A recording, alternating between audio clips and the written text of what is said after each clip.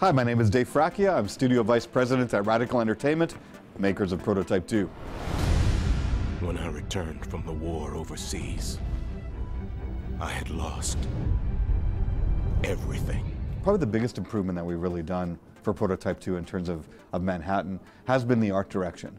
You know, I think we've actually got a very clear art direction in all three zones. And in Manhattan, we really wanted that idea of a viral war. So the color palettes that our art director, Chris Shahom, and his team have picked really kind of reflect the difference in those zones, the tone of those zones, right? From the depressing kind of yellow zone to the war zone in the red zone, you know, to the more kind of potentially calm and serene militarized green zone. Certainly one of the weaknesses were that in the first prototype, there was a feeling that we created a bit of a uniformish, blandish kind of world, right? Where even the characters in the world behaved either in panic or normal.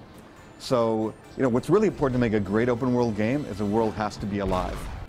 The world is not alive. If the world isn't varied, you can get bored in a game. Another big one, besides the visual aspects and besides the story, people wanting the story to be more compelling, is also the repetition within missions. You know, in the first game, we really wanted to give the players a lot of freedom.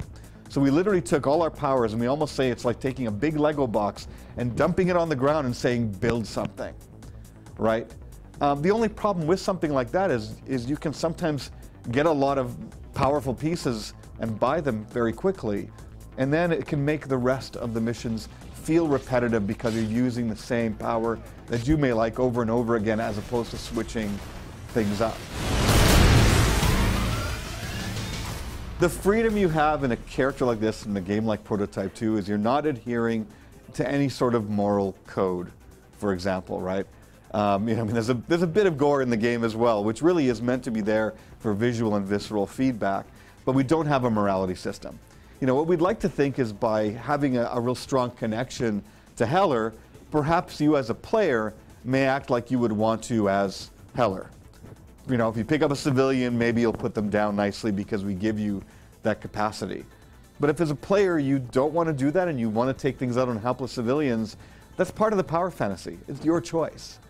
You know, I watched a focus test when someone just kept taking civilians to the top of skyscrapers and just throwing them and throwing them and throwing them, right? Because they just, you know, they got a thrill doing it. It was their fantasy at that point to do something like it.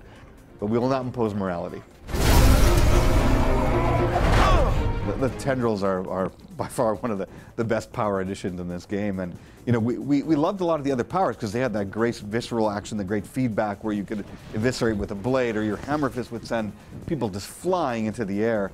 But there's something special about these tendrils, not only because they can draw and quarter and they have the great amazing black hole effect where you're pulling things in at tremendous force and just taking out things, and you can take out even helicopters this way. But what also is just like you've mentioned, the visual aspect of them, the fact that they will stay, these tendrils will stay up between buildings, which just create kind of a visual, you know, infected mess. And you know, you can sometimes just stop and look at that and go, holy shit, right? That's insane, right? That's our game.